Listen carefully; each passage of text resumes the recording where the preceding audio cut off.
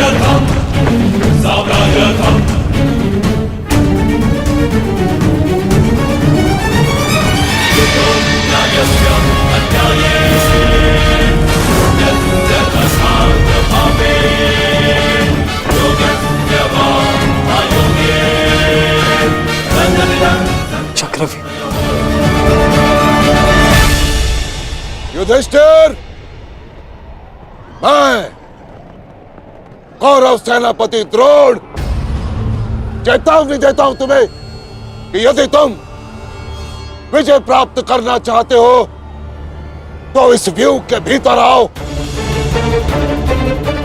और यदि तुम इस व्यू को तोड़ने में सक्षम रहे तो हम अपनी पराजय स्वीकार कर लेंगे, और यदि नहीं तो तुम अपनी हार स्वीकार कर लेना। सुना तुमने?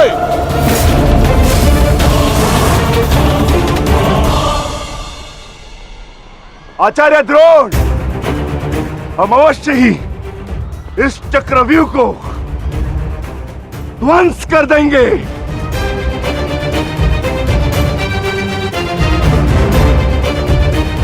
यह संभव है।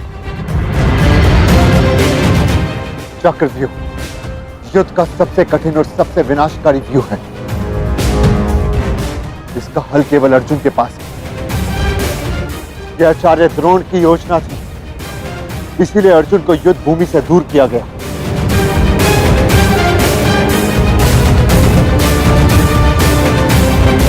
कोई तो मार्ग होगा। मार्ग है।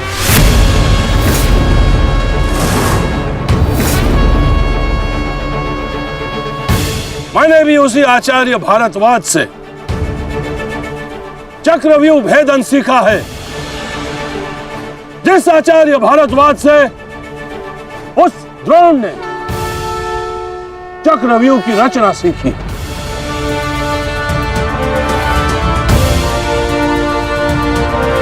इस चक्रव्यूह का भेदन मैं करूंगा।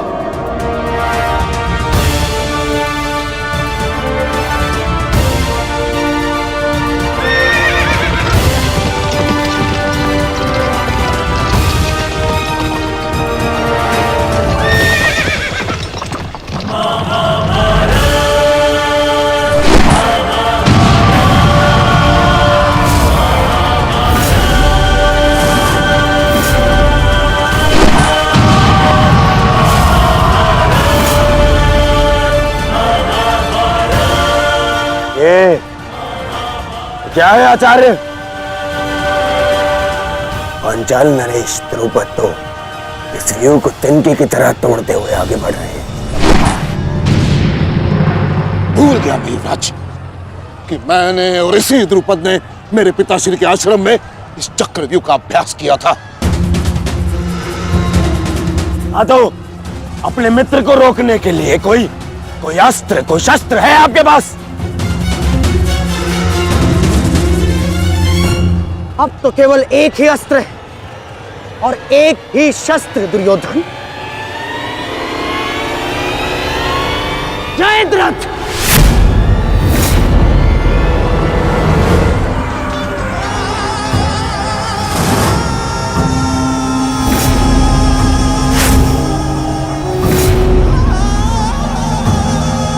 जयद्रथ, कदाचित द्रौपदी के पतियों द्वारा किया गया अपमान भूल गए हो तुम, इसीलिए द्रौपदी के पिता के समक्ष उपस्थित हुए हो। आज द्रौपदी के पति हो या उसके पुत्र, कोई मुझे नहीं रोक सकता।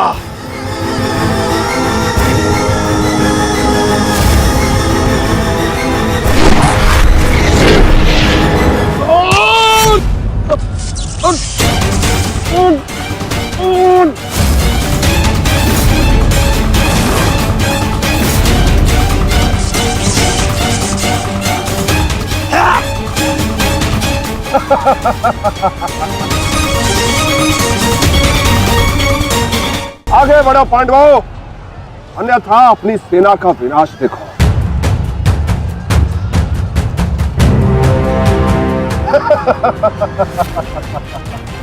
शेष पिताश्री, मुझे आज्ञा दीजिए।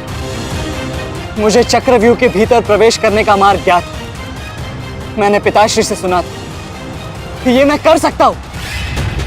नहीं अभिमन्यु, मैं तुम्हें इसकी अनुमति नहीं दे सकता। धर्मराज ठीक कह रहे हैं। आचार्य ने कुछ सोच समझकर ही इस व्यूह की रचना की है। अब इसे शक्ति का सम्मिलित प्रहार ही तोड़ सकता है। मैं और भीम मिलकर प्रहार करेंगे।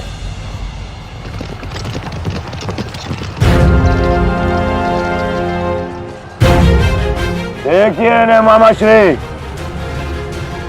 कृष्ण और भीम स्वयं आक्रमण कर रहे हैं।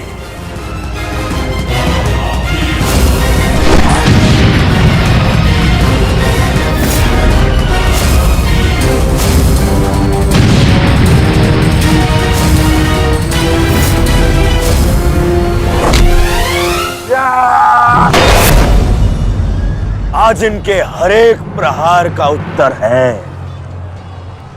जयद्रथ।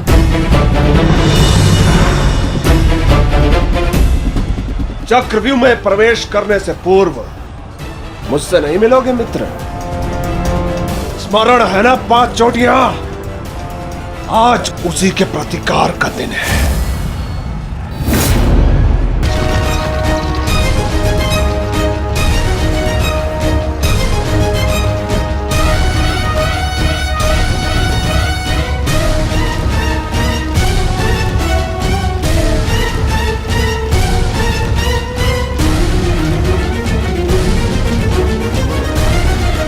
क्या हुआ माधव?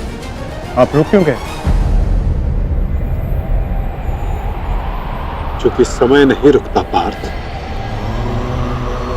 परंतु मानव को 2 पल रुकने का अधिकार है।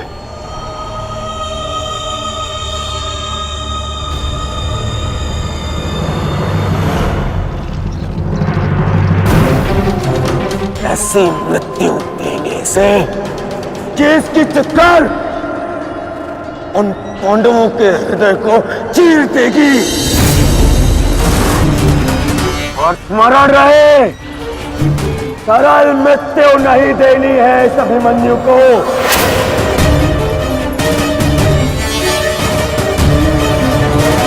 नहीं देनी है ऐसे सरल मृत्यु।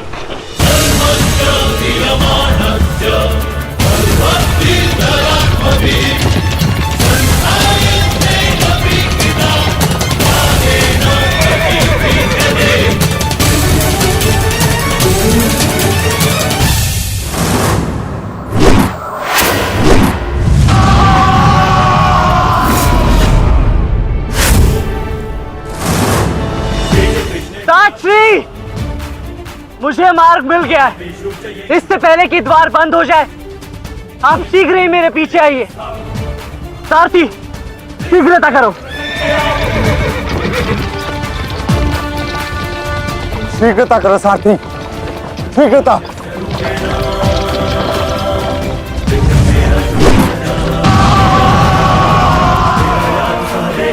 उत्तम अभिमन्यु, उत्तम।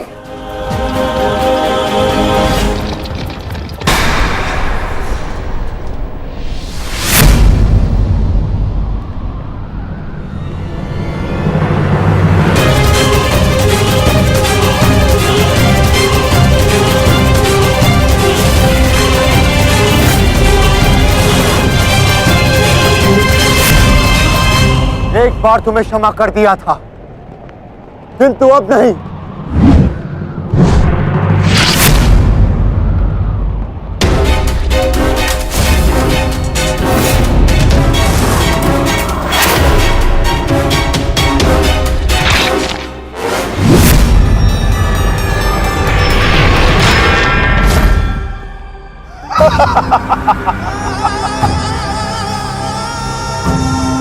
एक बार अपमानित हो चुका हूं। इस बार तुम्हारी बारी है पांडवों। महादेव का वरदान सफल रहा। आज इस युद्ध भूमि में केवल मेरा शासन होगा, मेरा। केवल अर्जुन के अतिरिक्त कोई मुझसे जीत नहीं पाएगा पांडवों। और आज सिर्फ एक ही मृत्यु होगी।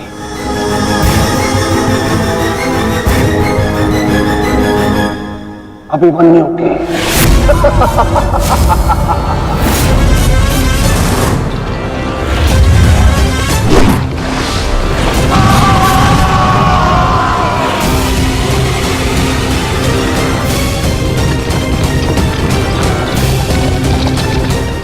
एक चक्रव्यूह तुम्हें पराजित करने के लिए नहीं है मूर्खों। ये तो उस अपमान का प्रतिकार था जो कल अभिमन्यु ने युवराज दुर्योधन के साथ किया था। उसने दुर्योधन का मान हरण किया था और आज वो उसके प्राण हरण करेगा।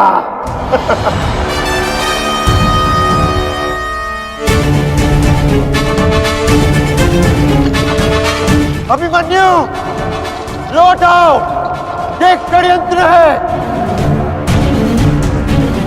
न्यायानाम अधिकाराणाम साम्यर्थम साम्राज्यर्थम। न्यायानाम अधिकाराणाम साम्यर्थम साम्राज्यर्थम। व्यू के भीतर प्रवेश करना जितना चुनौतीपूर्ण है, उतना ही चुनौतीपूर्ण उससे बाहर निकलना भी है। और यदि बाहर निकलने का मार्ग मनुष्य को नहीं पता, तो उस मनुष्य का अंत निश्चित है।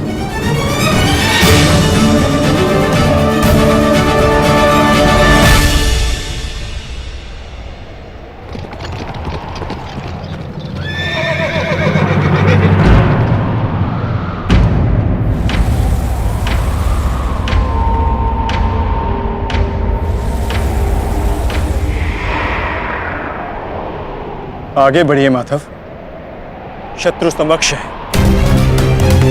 हाँ पार्थ,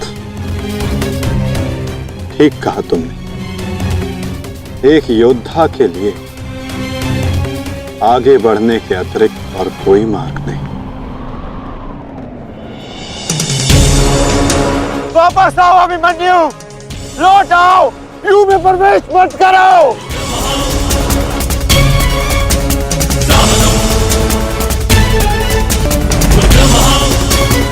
मेरे लिए अब लौटना संभव नहीं था श्री। यदि हमने इस चक्रव्यूह को नहीं तोड़ा तो हम ये युद्ध हार जाएंगे, और मेरे रहते ये संभव नहीं। समझने का प्रयत्न करो पुत्र। ये सब तुम्हें घेर कर तुम्हारे प्राण लेना चाहते हैं। लौट आओ अभिमन्यु, लौट आओ। एक योद्धा मृत्यु के भय से पीछे नहीं हटता था श्री। वो आगे बढ़कर मृत्यु का वरण करता है। और आज मृत्यु को भी अर्जुन पुत्र के बाणों का तेज सहना होगा।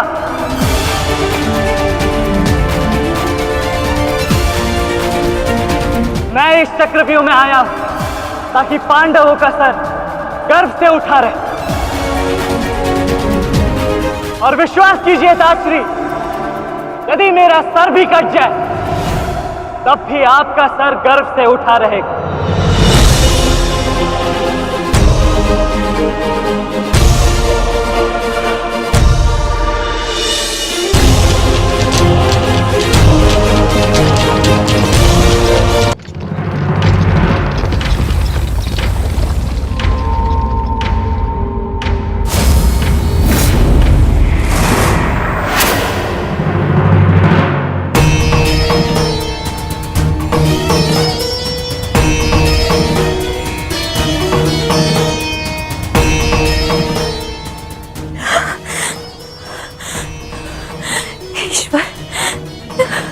ईश्वर, मेरे पुत्र की रक्षा करना। आओ आओ अर्जुन पुत्र, आओ।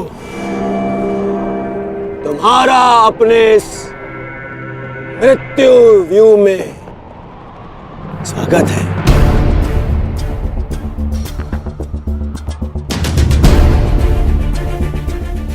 एक वीर योद्धा से सुना था मैं कि हे मृत्यु, तैयार यदि तू आने को, प्रसन्न मुखा, द्वार खुला है तेरा स्वागत, प्रसन्न मुखा।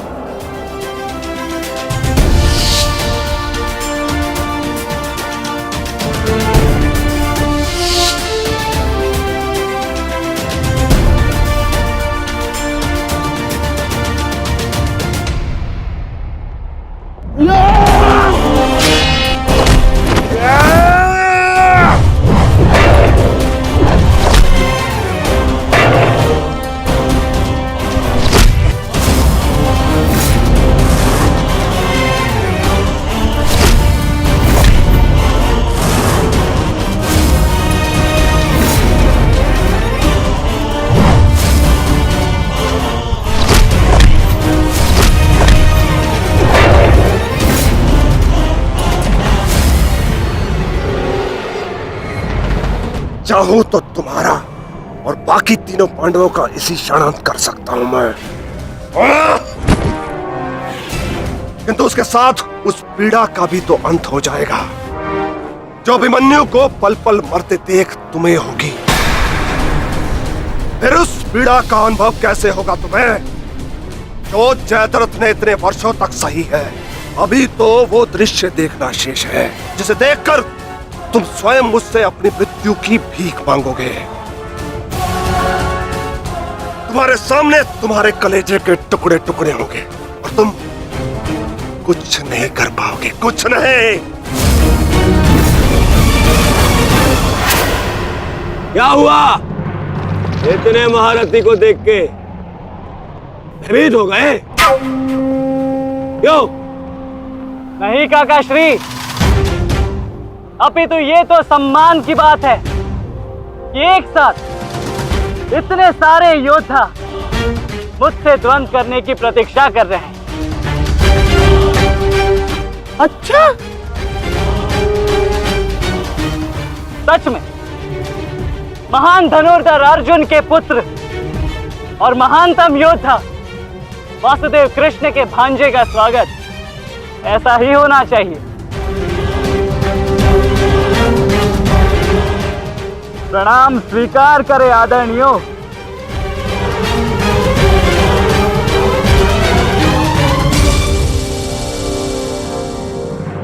अपनी सीमा में रहो बालक। जितना कम अपमान करोगे उतनी ही कम पीड़ादायक मृत्यु मिलेगी तुम्हें। जितना जीवित रहूंगा उतनी हानि करूंगा, क्योंकि मेरी श्वास ही मेरा अस्त्र है और जब तक मेरी श्वास चलेगी तब तक यमदेव तांडव करेंगे।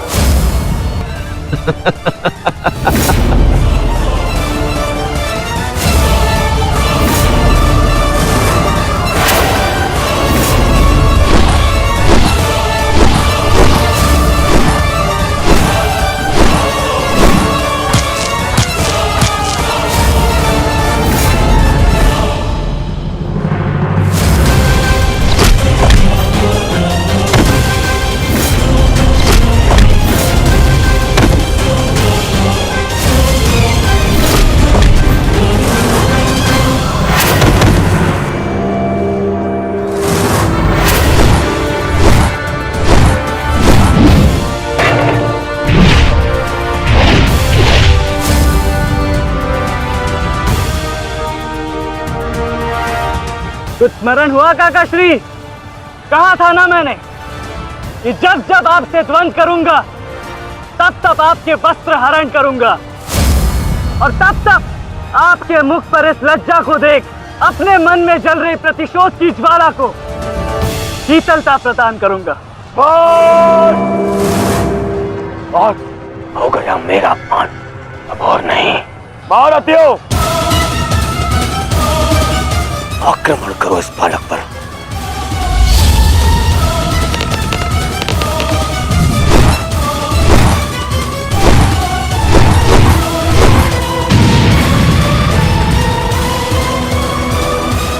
एक क्या रहे हैं? अपने धर्म का पालन कीजिए, मेरा प्रतिशोध लीजिए, आक्रमण कीजिए आचार्य।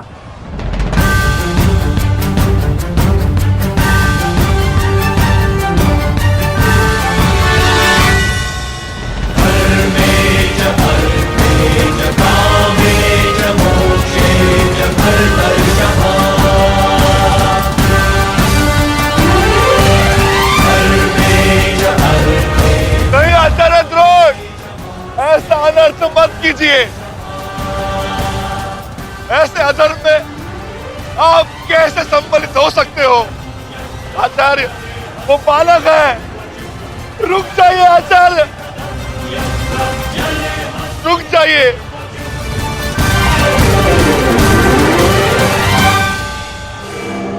अपना दिया वचन स्मरण है ना पिताश्री? इस बालक की शक्ति इस रथ में है, जो इसे सुरक्षित की हुई है। आचार्य, इस बालक को रथ विहीन कीजिए।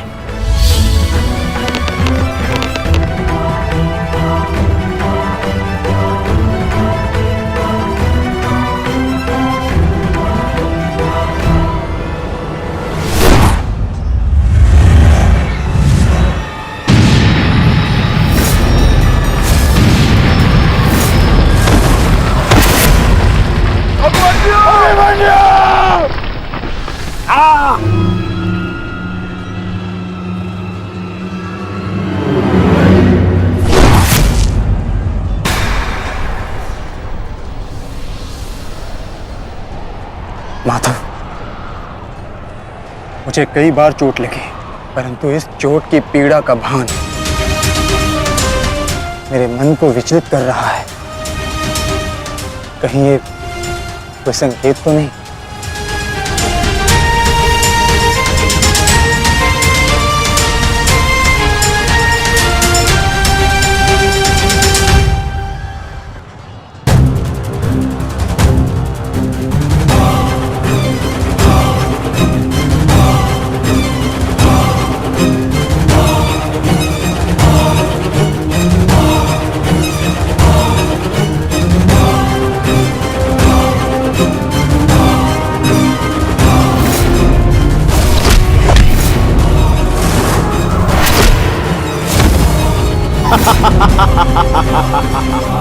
दुर्योधन, केवल आचार्य द्रोण को अपना वचन ज्ञात कराने से क्या होगा?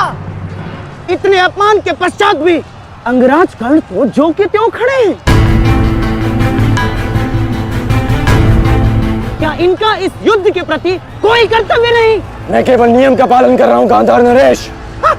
नियम और नीति कहती है कि एक योद्धा के साथ केवल एक ही योद्धा युद्ध कर सकता है, और तुरंत के लिए अभिमन्यु युद्ध के लिए किसको चुनेगा वो उसका अधिकार है।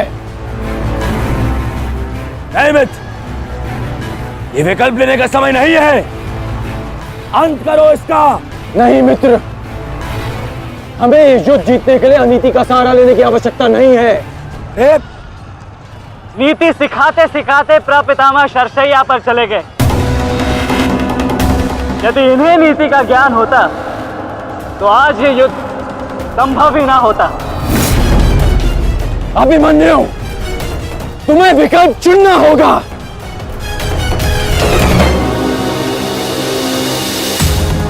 तो फिर मैं आप सबको वन के लिए चुनता हूं।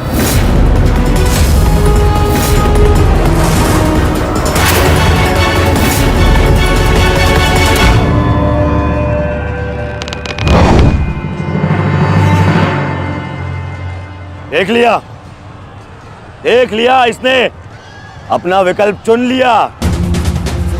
अब इस पर दया दिखाने की कोई आवश्यकता नहीं है। अब आक्रमण करने की आवश्यकता है। आक्रमण करो और अपना वचन स्मरण रखो कर्ण। देख रहे हो पांडवों, अभी तो ये रथ विहीन हुआ है, फिर निशस्त्र होगा और फिर प्राणहीन।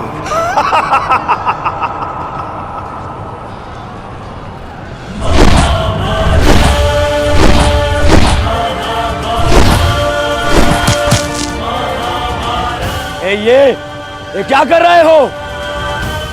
धनुष विहीन करो इसे।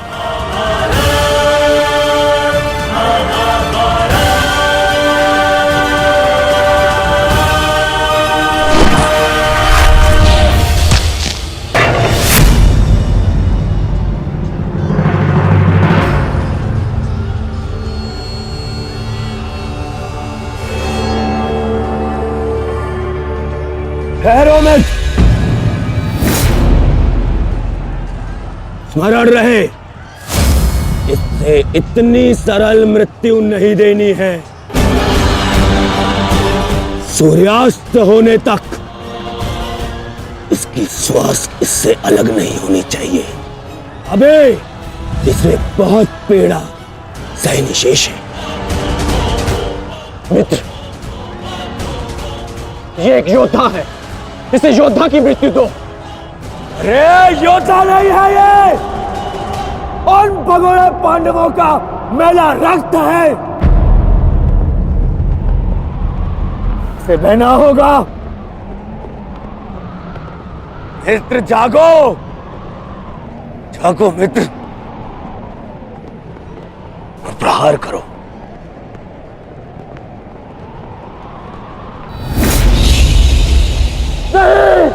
नहीं अंगराज, ऐसा मत करो, ये अधर्म है। अधर्म?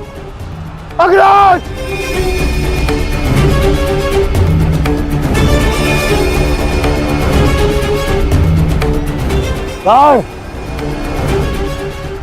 स्मरण करो, स्मरण करो कैसे इन पांडवों ने तुम्हारे पुत्र को मारा था। दया तो इन्होंने भी नहीं दिखाई थी उस पर। उसकी पीड़ा का मान है मुझे, और प्रहार करो, प्रहार करो उस पर।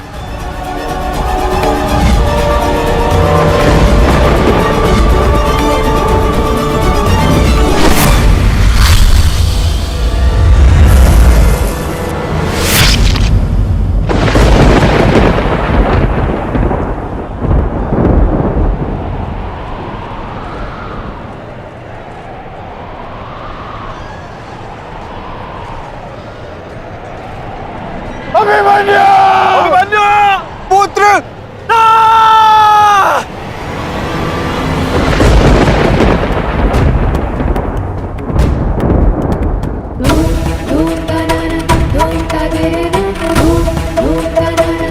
क्या हुआ माताश्री?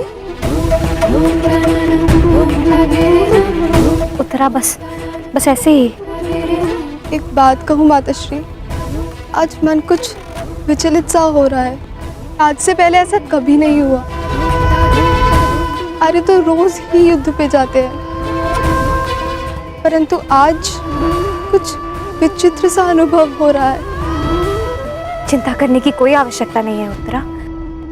मेरा पुत्र महावीर है, और फिर उसे सभी पांडव, पिताश्री, ज्येष्ठ, उनकी सुरक्षा भी तो प्राप्त है। मुझे पूर्ण विश्वास है अभिमन्यु विजयी होकर लौटेगा और तुम उसका तिलक करोगी। हे सूर्यदेव, आज तनिक शीघ्र अस्त हो जाओ। मेरा पुत्र बिना सुरक्षा कवच के युद्ध में गया है।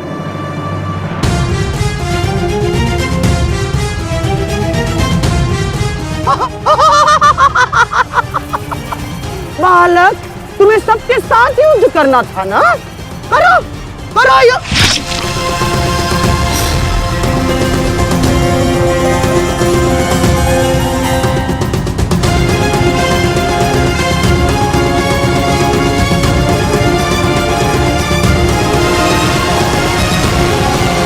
थक गए योद्धा? मेरी चुनौती अभी समाप्त नहीं हुई।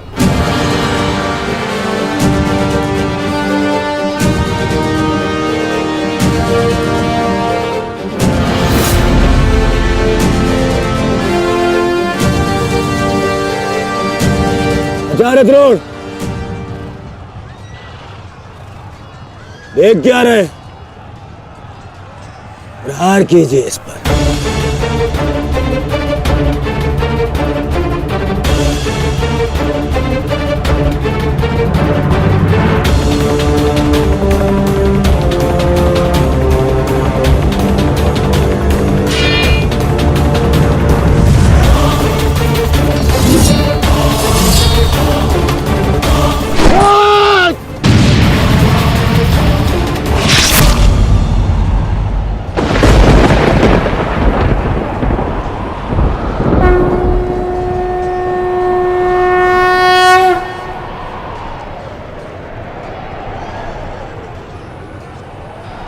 अब ठीक है ना माधव?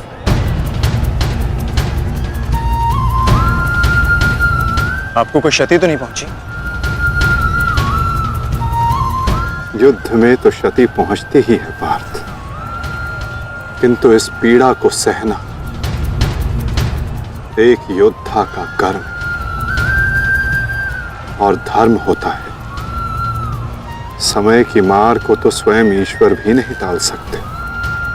त्रिगर्ता सेना का नाश करो पार्थ।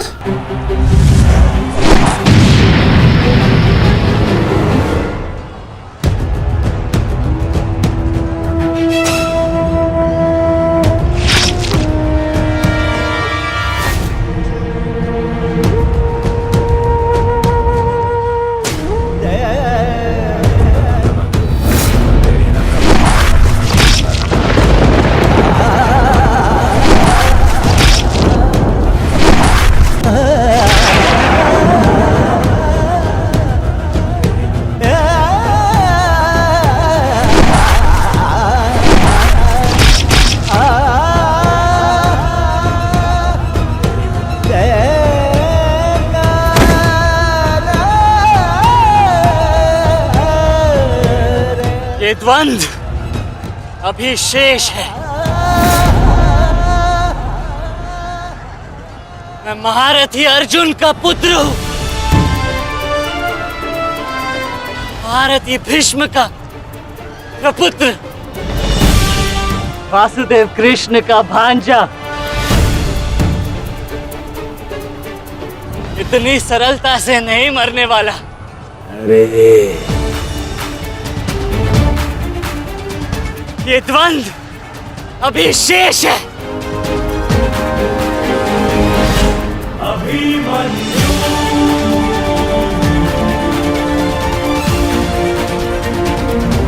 अभिमन्यु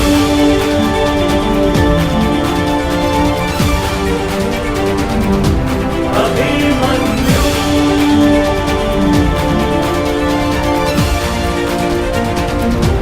अभिमन्यु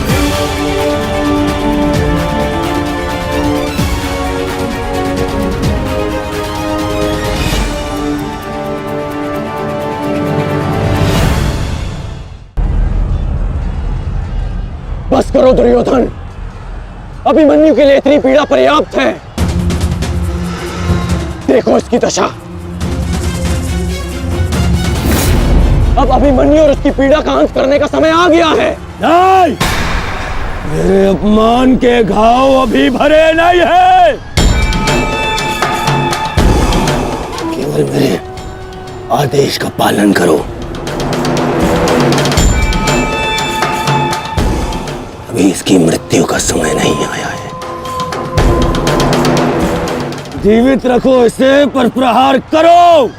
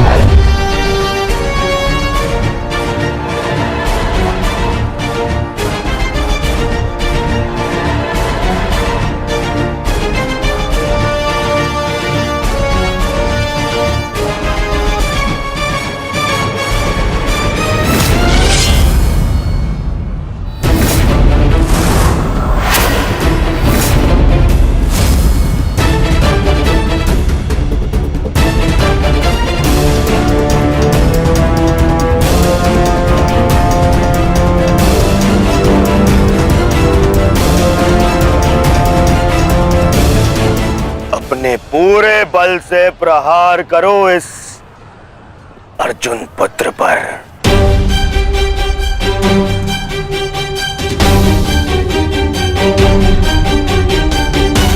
और स्मरण रहे,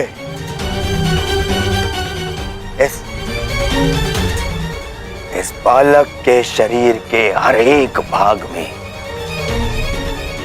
घाव देखना चाहता हूं मैं।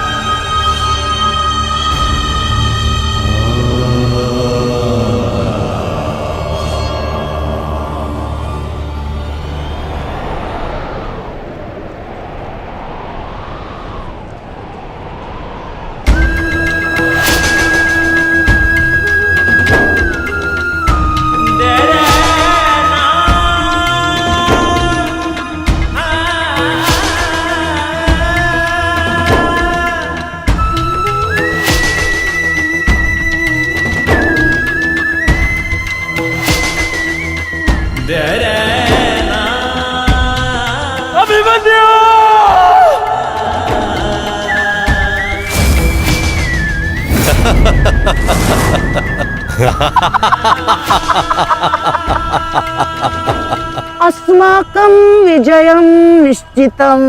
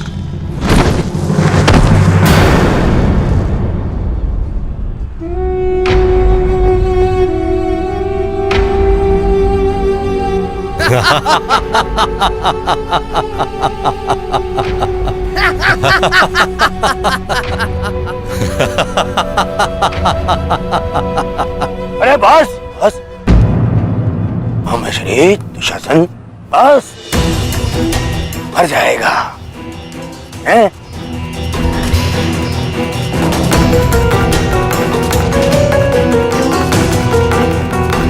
क्यों? इस बात की प्रतीक्षा है? इतना पर्याप्त नहीं? चल एक मांग मुझसे, मैं तुझे मृत्यु दूंगा भीख में। आजा, मांग भीख। बड़ों के समक्ष हाथ भीख के लिए नहीं, आशीर्वाद के लिए बढ़ाते हैं काका श्री।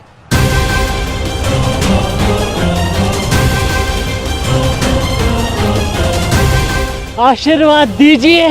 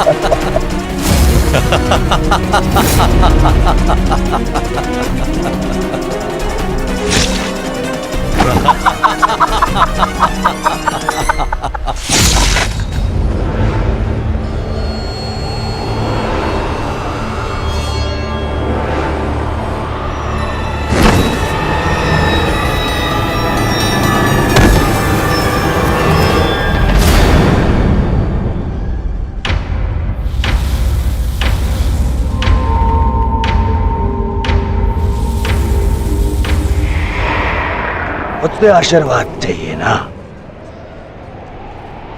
तो ठीक है।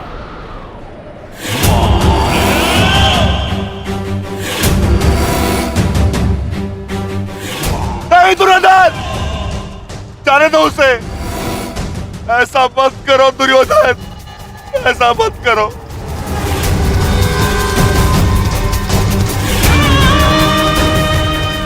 चाहिए तो उसके स्थान पर इस रिकोदर भीम के प्राण हर लो, पर मेरे पुत्र अभिमन्यु को जाने दो। क्यों? मेरी पीड़ा भूल गए? तुमने दिखाई थी दया मेरे भ्राताओं पर, किंतु मैं तुम पांडवों के भांति निर्दयी नहीं हूं। ठीक, तुम्हारी विनती स्वीकार कर लेता हूं।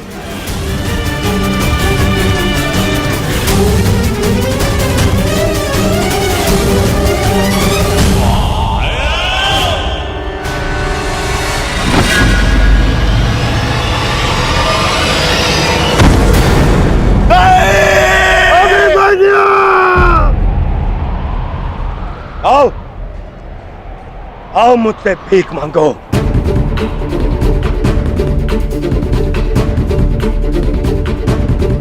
आओ बालक, आजा। आ मैं तुझे मृत्यु भीख में देता हूं। आओ भीख मांग, आजा। हाँ,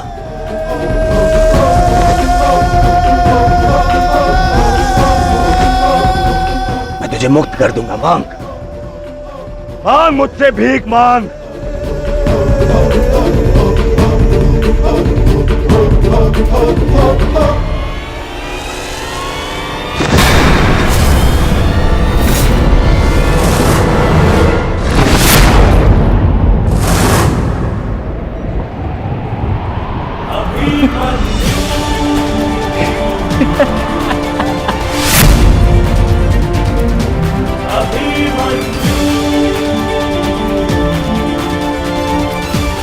कहा था ना मैंने काकाश्री, जब जब मिलूंगा वस्त्रहरण करूंगा।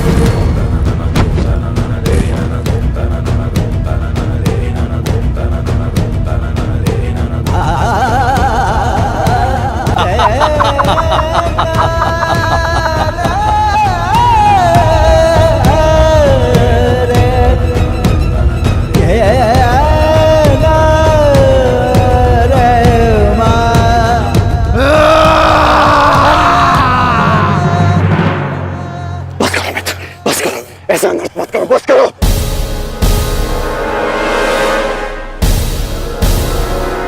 नहीं मित्र, देखो अभी सूर्यास्त होना शेष है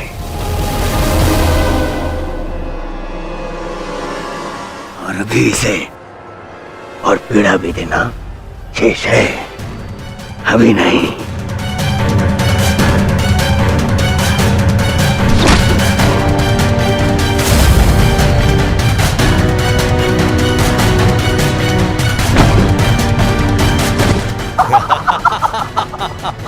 मारो इसे जब तक इसके मुंह से चीख ना निकले। मारो, मुझे इसकी चीख सुनाई देनी चाहिए। मारो।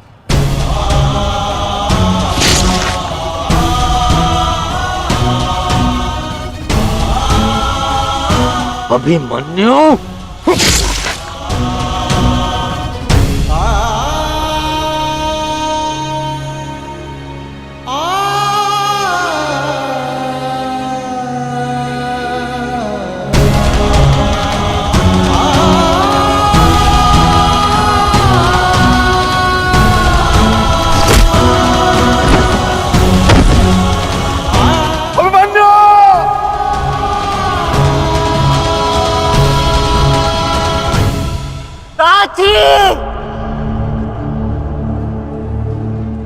माता से कहना कि उनके अपमान का प्रतिकार अंत तक लिया उनके पुत्र ने। पांडवेषु च ये गुणाः। पिताश्री से कहना कि मैंने शत्रु को उनकी कमी अनुभव नहीं होने दी।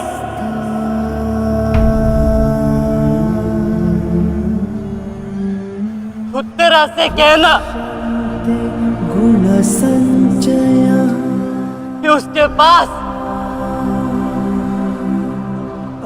मेरी संतान को सुनाने के लिए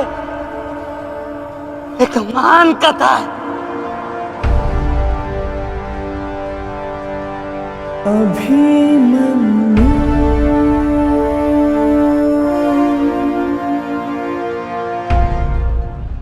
उत्तरा, क्या हुआ पुत्री? पता नहीं माता, मैंने आपको कहा था ना, आज सुबह से ही मन बहुत विचलित हो रहा है। मैं पुत्री, अरे कोई वैद्य को बुलाओ। आओ, ऐसा था।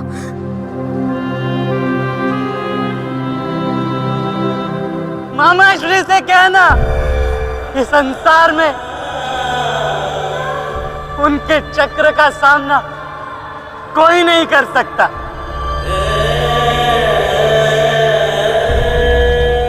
परंतु मैंने,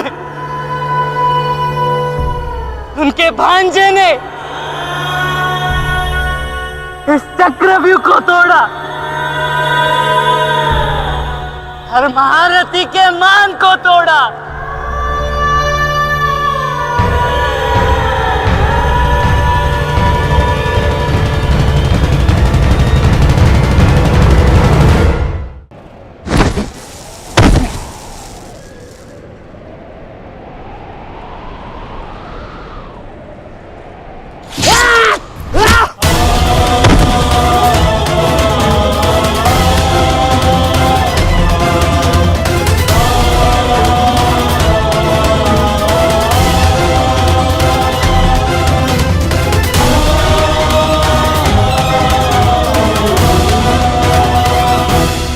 मृत्यु है मृत्यु, तैयार यदि तू आने को, यदि तू आने को, प्रसन्न मुख आ, प्रसन्न मुख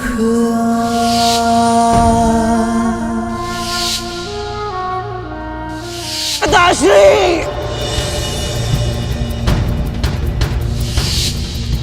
द्वार खुला है तेरा स्वागत, वीर खड़ा द्वारे अभयागत।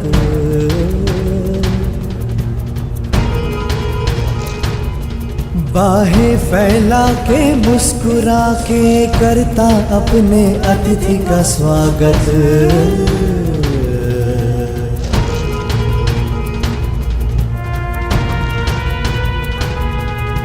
चिरनिद्रा का दे के वर तू कर अपने अतिथि का स्वागत। कर अपने अतिथि का स्वागत।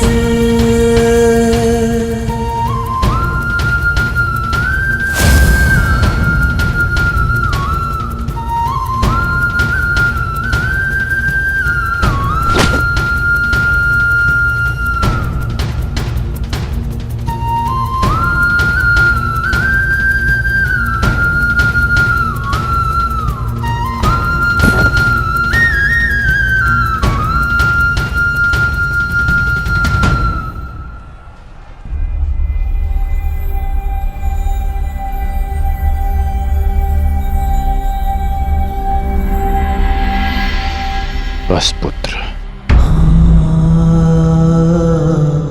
शांत हो जा।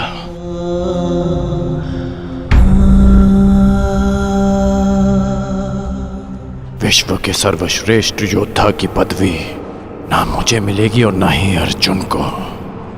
वो सम्मान तुमने हमसे छीन लिया पुत्र। आज महाभारत हार गई, परंतु तुम जीत गए महावीर, तुम जीत गए।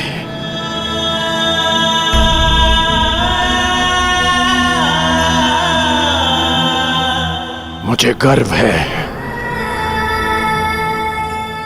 कि मुझे तुम जैसे शूरवीर योद्धा के साथ द्वंद्व करने का अवसर मिला। समय आ गया है, अब मुक्त हो जाओ पुत्र।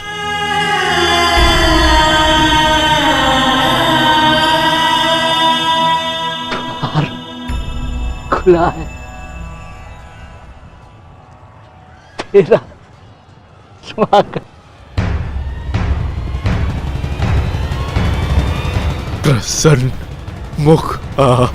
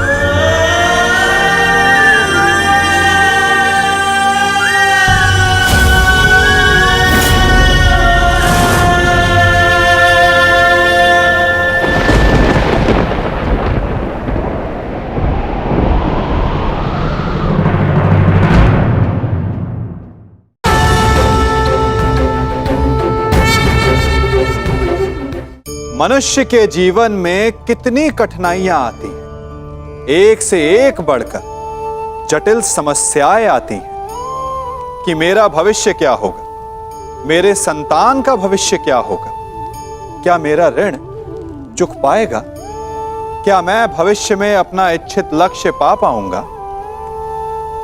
परंतु एक बात बताइए, क्या वास्तव में ये कठिनाइयां, ये समस्याएं इतनी जटिल हैं? क्या इनमें इतनी शक्ति है कि ये आपका मार्ग रोक सके? क्या इनका उत्तर पाना इतना जटिल है? नहीं, तनिक शांत मन से विचारिए। कई बार उत्तर इतना जटिल नहीं होता जितना कि प्रश्न। वास्तविकता में आपके मन में जो प्रश्न है वो जटिल है, किंतु उत्तर तो बड़ा सरल है, और वो उत्तर है कर्म। कर्म कीजिए और धीरे धीरे आपके मन में जटिल प्रश्न और आपके मन की जटिलता दोनों ही समाप्त हो जाएगी।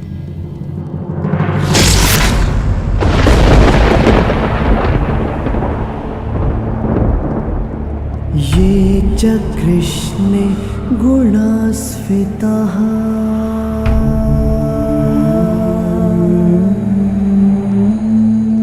पाण्डवेषु च ये गुणाः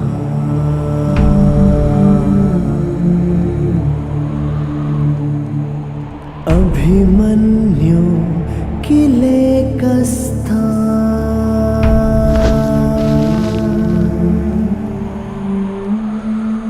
दृश्यन्ते गुणसञ्चयः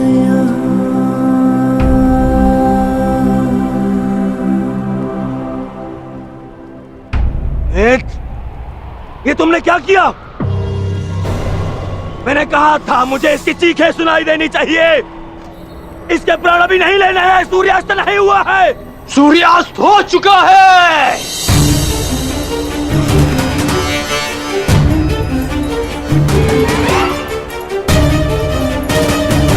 इस कुरुक्षेत्र में धर्म और नीति का सूर्यास्त हो गया है। इस सूर्यास्त के पश्चात आकाश का रंग काला नहीं, रक्त सा लाल होगा।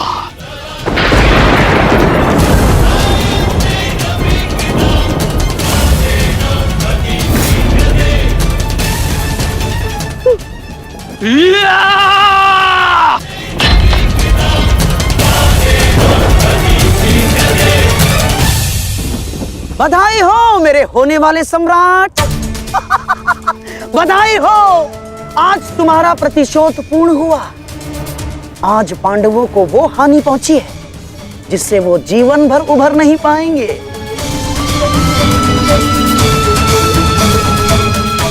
मामा श्री,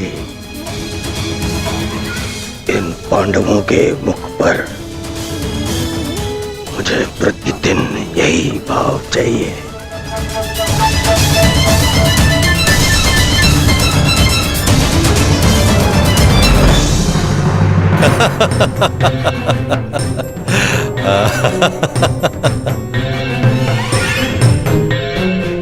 मंतव्य पूर्ण हुआ। अब शीघ्रता से गंतव्य की तरफ चलो। चलो।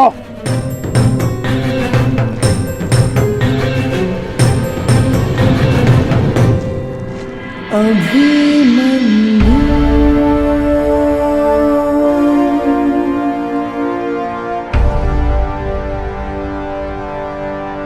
अभिमन्यु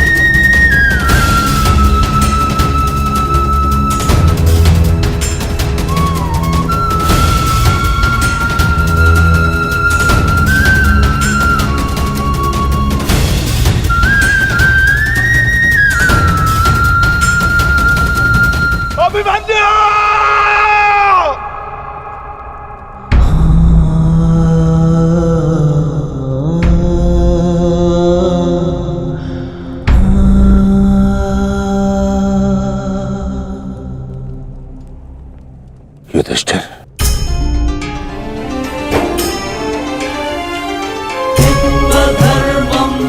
ये मुझसे बहुत बड़ा पाप हो गया जिसके लिए मैं क्षमा भी नहीं मांग सकता। पता है युधिष्ठिर, मेरे लिए सबसे बड़ा दंड क्या होगा? जो मैं अपने प्रिय शिष्य से कभी दृष्टि न मिला पाऊंगा। वो शिष्य जो मेरे लिए सबसे अधिक प्रिय है, अर्जुन।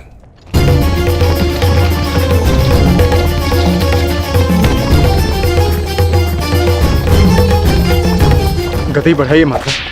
गति कितनी भी बढ़ा लीजिए काकाश्री, कोई लाभ नहीं, क्योंकि कोई भी रथ समय में उल्टा नहीं जा सकता। वासुदेव, अब तक मैं सब कुछ देख रहा था, परंतु अब रहा नहीं गया। प्रभु, मेरे मन में कुछ संदेह है। मेरी मृत्यु धर्म स्थापना के लिए आवश्यक थी, परंतु क्या उस वीर का अंत भी आवश्यक था? क्या आप उसे टाल नहीं सकते थे? ईश्वर भी समय से परे कहां है बारबरीक? परंतु ईश्वर स्वयं समय भी है ना? किंतु ये समय ना प्रश्न करने का है और ना ही अवसर उत्तर देने का।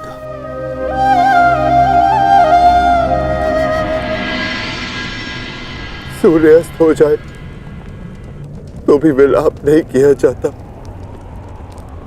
उसकी आरती की जाती है।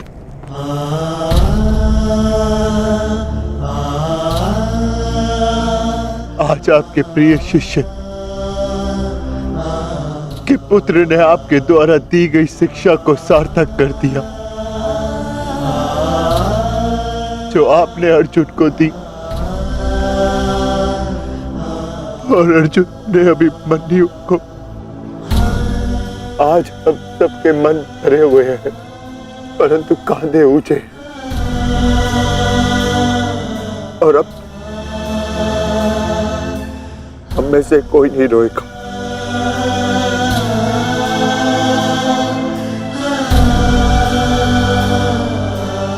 क्योंकि अभिमन्यु की यही अंतिम इच्छा थी। आप मुझसे कुछ छिपा रहे हैं माधव, बताइए मुझे। किस वीर का अंत हुआ है? युद्ध बलिदान मांगता है पार्थ, और युद्ध में केवल एक वीर ही वीर गति प्राप्त करता है। नहीं, ये मेरा उत्तर नहीं है माता। मुझे सत्य जानना है। क्या हुआ है युद्ध भूमि में? क्यों आप सुशर्मा के साथ युद्ध में इतने व्यतीत थे? क्यों मेरा मन इतना अशांत है? क्यों मैं भय से इतना कांप रहा हूं? क्या ये सभी संकेत किसी अपने की मृत्यु का भान करा रहे हैं? जब तुम्हें सत्य का भान हो चुका है पार्थ, तो क्यों तुम मुझसे असत्य बुलवाना चाहते हो?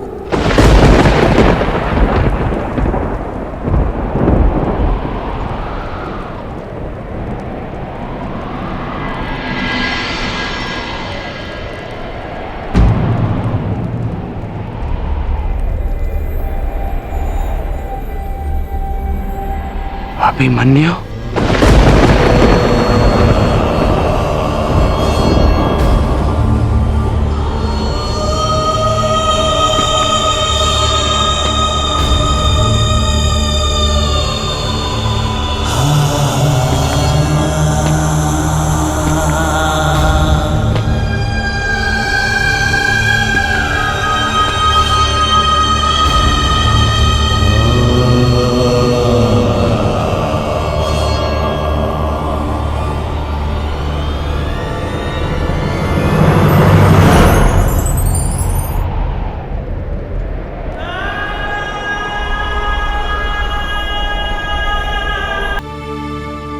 जिसे कंधे पर बिठाकर हस्तिनापुर के सिंहासन पर बिठाना था, उसे कंधे पर लेटाकर चिता तक कैसे लिया जाएगा?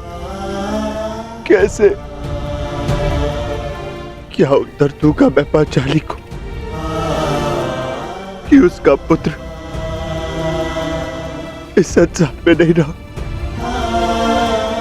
कैसे समझाऊंगा मैं उत्तरा को कि उसका पुत्र अपने पिता का चेहरा कभी नहीं देख पाएगा? क्या कहूंगा मैं अर्जुन को कि उसके भाई उसके पुत्र की रक्षा नहीं कर पाए?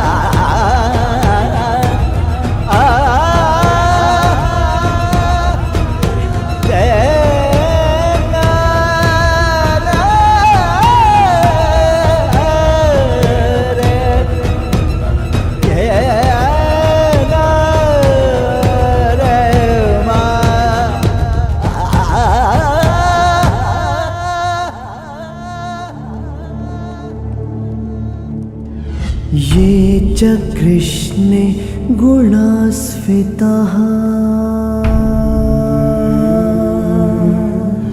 मैं आपको विश्वास दिलाता हूँ पिताश्री कि युद्ध भूमि में आपकी कमी शत्रु को अनुभव नहीं होगी। जब आप सुशर्मा का नाश करेंगे तो आपके पुत्र की शौर्य की कीर्ति आपका स्वागत करेगी।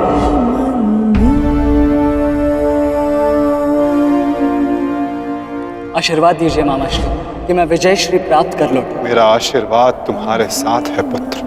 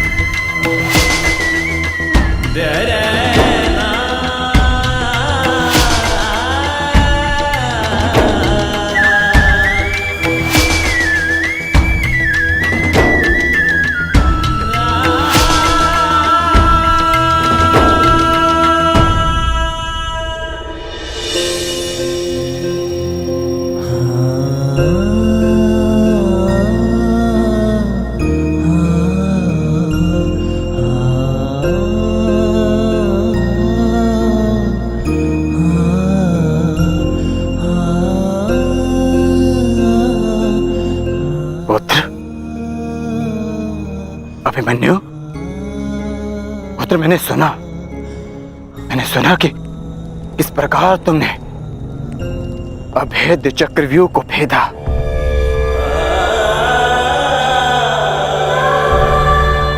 मैंने सुना कि किस प्रकार तुमने दुर्योधन के अहंकार को भेदा।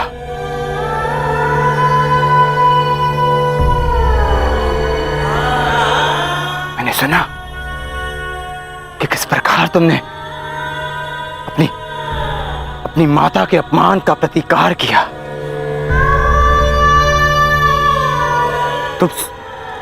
तुम सुन रहे हो? मैंने सुना। मैंने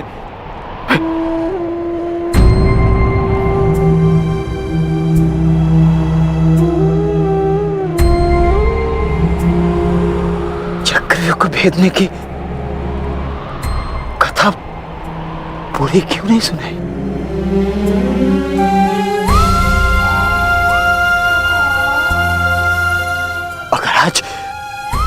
अगर आज सुनाई होती ना तो मेरा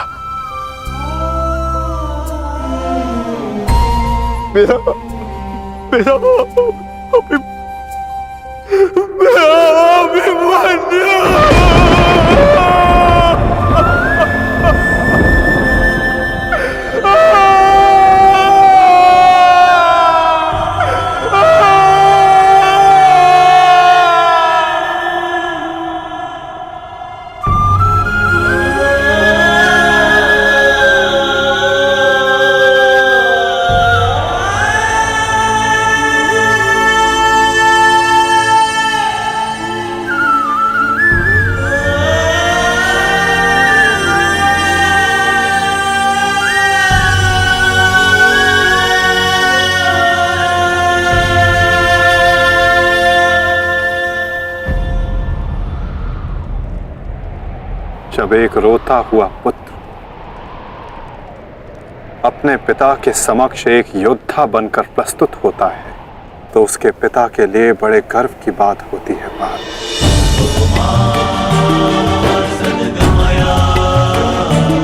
और जब एक योद्धा पिता अपने वीर पुत्र के समक्ष रोता है तो वो पुत्र के लिए बड़े अपमान की बात होती है। पार्थ,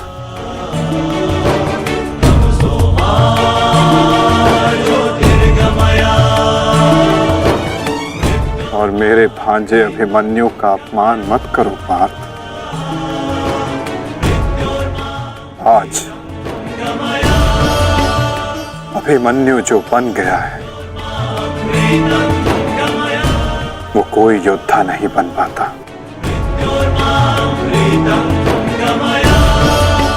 आज वो विजेता नहीं, एक महान, एक वीर, शूरवीर योद्धा बना है।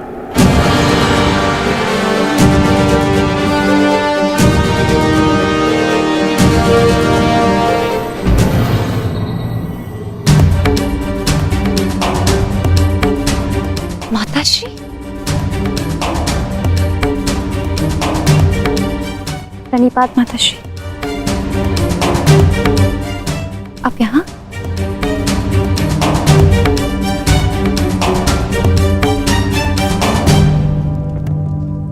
देखिए माता, सारे योद्धा लौट आए और आर्य भी लौट आए।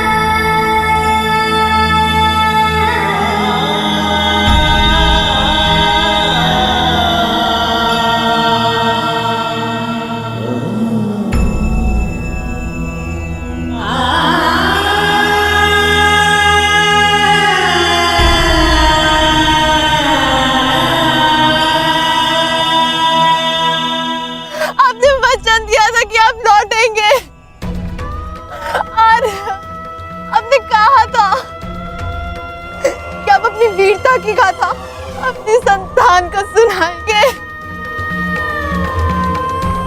योद्धा कभी अपना वचन नहीं तोड़ते। हम अभिमन्यु को तो नहीं ला पाए उत्तरा, परंतु उसकी ओर से एक संदेश लाए हैं।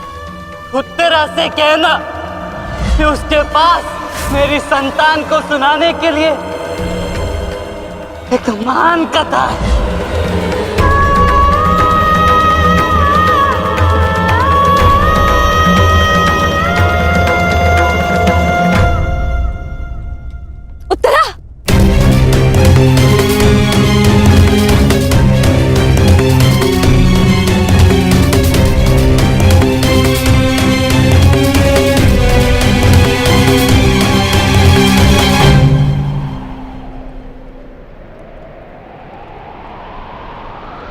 शूरवीर का स्वागत आंसुओं से नहीं, अभिषेक से किया जाता है।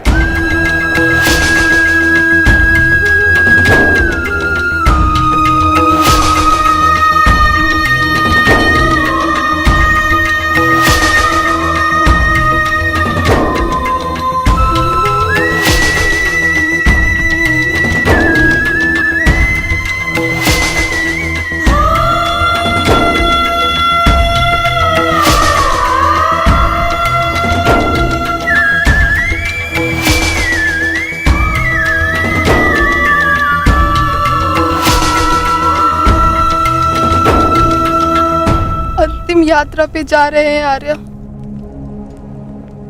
यात्रा सुखद हो।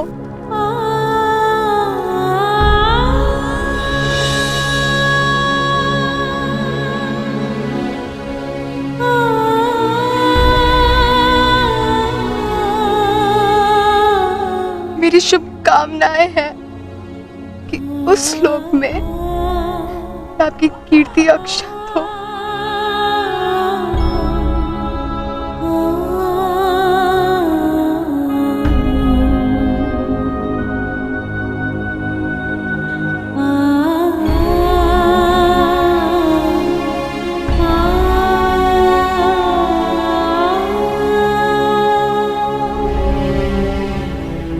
इंद्र स्वयं आपकी आरती उतारे।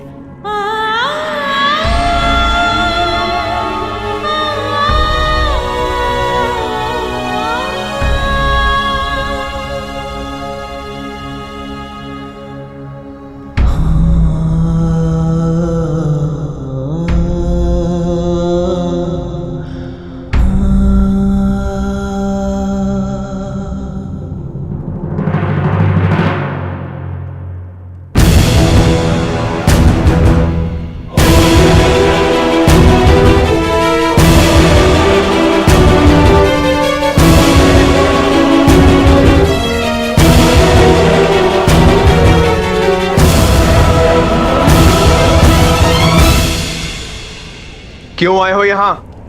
हमारे पुत्र की मृत्यु का उत्सव मनाने? नहीं,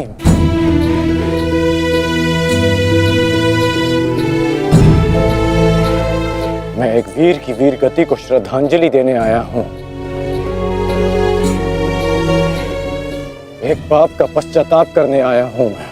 पश्चाताप नहीं, प्रतिघात होगा। कौरवों ने नियम भंग करके सीमा तोड़ी है और अब मैं इस महायुद्ध में बनाए हुए सारे नियम त्यागता हूं।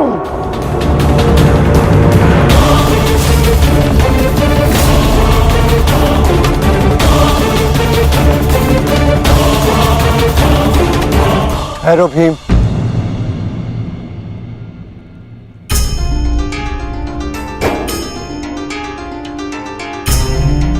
ये मत भूलो कि हम पांडव हैं, कौरव नहीं।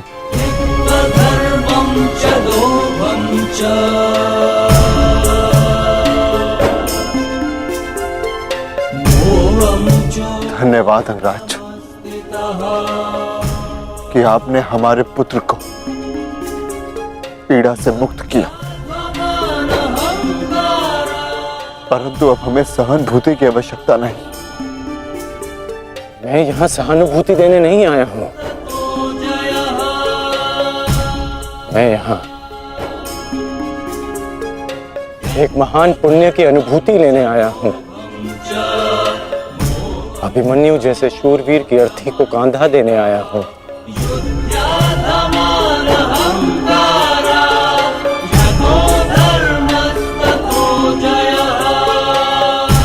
इस पुण्य से मुझे विरक्त मत कीजिए धर्मराज। ये युद्ध है युधिष्ठिर,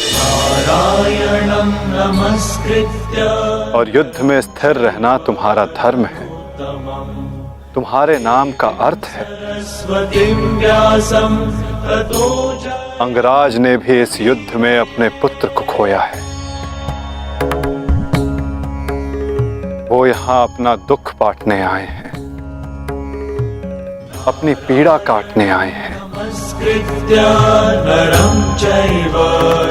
अंगराज को आने दो युधिष्ठिर।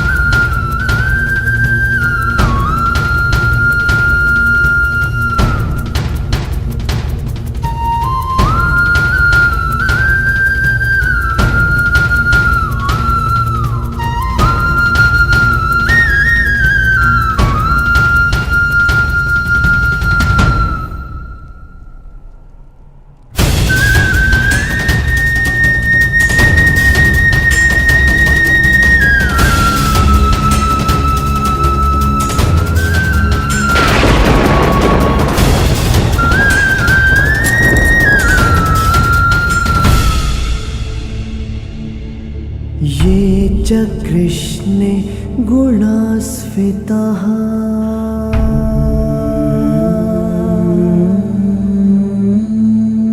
पाण्डवेषु च ये गुणाः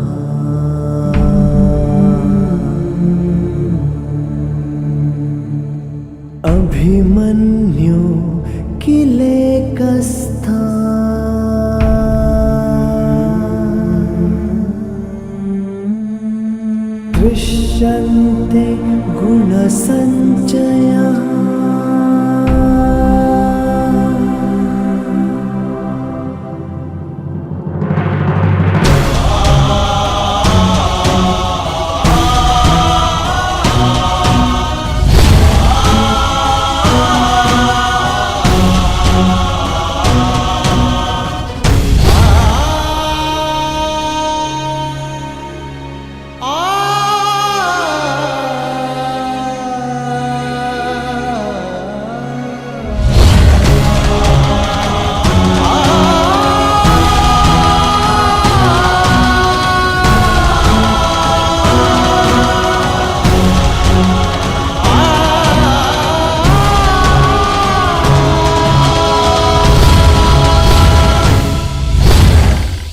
गुरुकुल की तीसरी पीढ़ी का नाश हुआ है महाराज।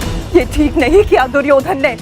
माना जो हुआ वो अनुचित था गांधारी, परंतु इन सब का कारण अभिमन्यु स्वयं ही था। यदि वो दुर्योधन का अपमान ना करता तो आज ऐसा कदाचित ना होता। नहीं स्वामी, मेरी आंखों पर पट्टी बंधी हुई है, परंतु हस्तिनापुर का जलता हुआ भविष्य मैं स्पष्ट देख सकती हूँ। ऐसा आभास हो रहा है मानो अभिमन्यु की चिता की जलती हुई अग्नि समुचे कौरव वंश को भस्म कर देगी।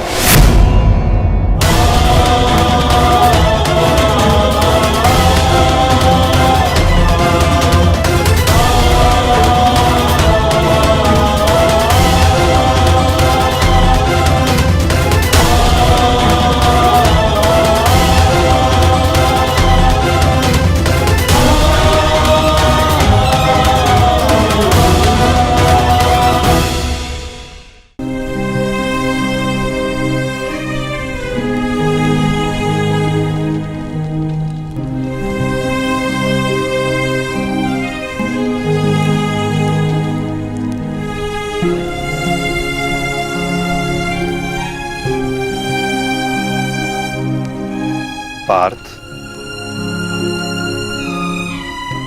अंतिम विधि आरंभ करो।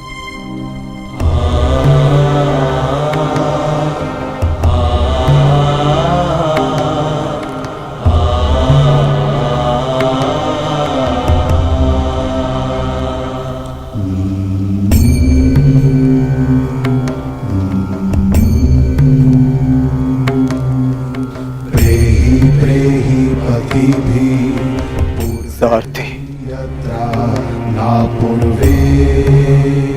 कैसे लड़ा था मेरा पुत्र? उत्तर दो। ऐसे जैसे अंधकार से सूर्य लड़ता है और पूर्ण रूप से उनका अंत कर देता है। एक अद्भुत तेज था आपके वीर पुत्र में और उनका सारथी होना मेरे लिए गर्व की बात है।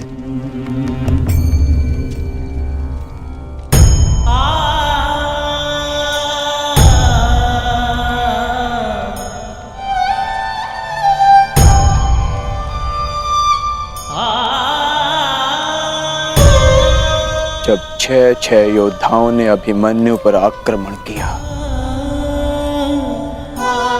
तो उसने क्या कहा था भ्राताश्री? उसने कहा कि महान धनुर्धर अर्जुन के पुत्र और महानतम योद्धा वासुदेव कृष्ण के भांजे का स्वागत ऐसा ही होना चाहिए।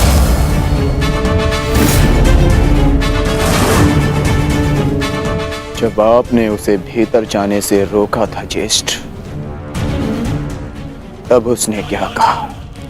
एक योद्धा मृत्यु के भय से पीछे नहीं हटता था श्री, वो आगे बढ़कर मृत्यु का वरण करता है। और आज मृत्यु को भी अर्जुन पुत्र के बाणों का तेज सहना होगा। मैं इस चक्रव्यूह में आया हूं ताकि पांडवों का सर गर्व से उठा रहे। और विश्वास कीजिए ताक्षरी, यदि मेरा सर भी कट जाए तब भी आपका सर गर्व से उठा रहेगा। दुर्योधन के सामने दुर्जय बनकर खड़ा था हमारा पुत्र अभिमन्यु। कहा था ना मैंने काकाश्री, जब जब मिलूंगा वस्त्रहरण करूंगा। आप सब उसकी रक्षा के लिए भीतर क्यों नहीं जा पाए?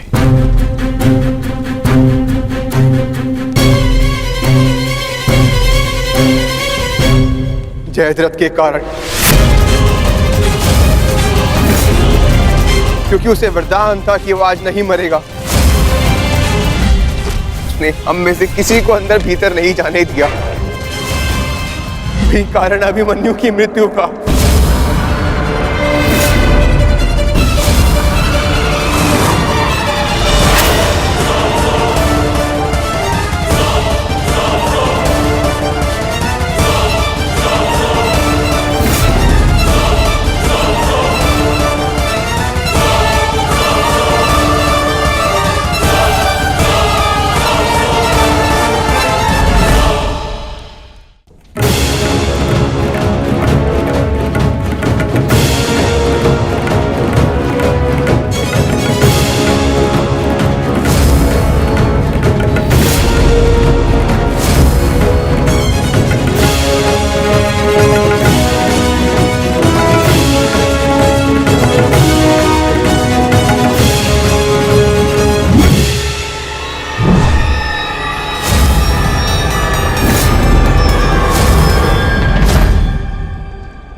आज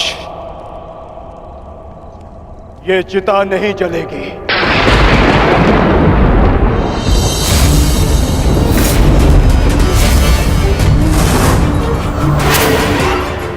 बल्कि कल 2 चिताएं जलेंगी। मैं कुंती अर्जुन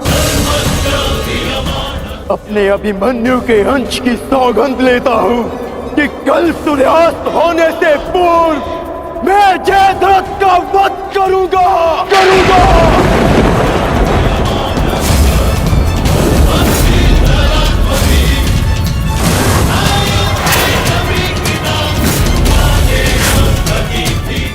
कल या तो जयद्रथ के साथ अभिमन्यु की चिता जलेगी, या फिर अभिमन्यु की चिता में उसके साथ मैं जीवित जलूंगा। मेरा प्राण अर्जुन का प्राण।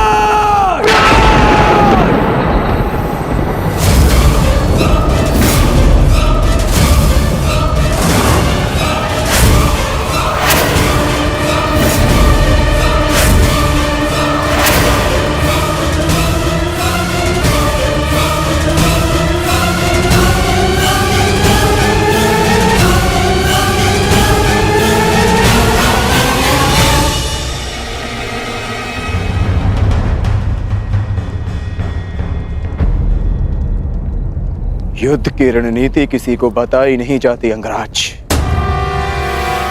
परंतु मैं बता रहा हूं। मेरी ओर से यह संदेश कौरवों तक पहुंचा देना। छिपा सकते हैं तो छिपा ले जयद्रथ को, क्योंकि कल मैं उसे पाताल से भी ढूंढ निकालूंगा और सूर्यास्त होने से पूर्व मैं उसका सर धड़ से अलग कर दूंगा। ये अर्जुन का प्रण है।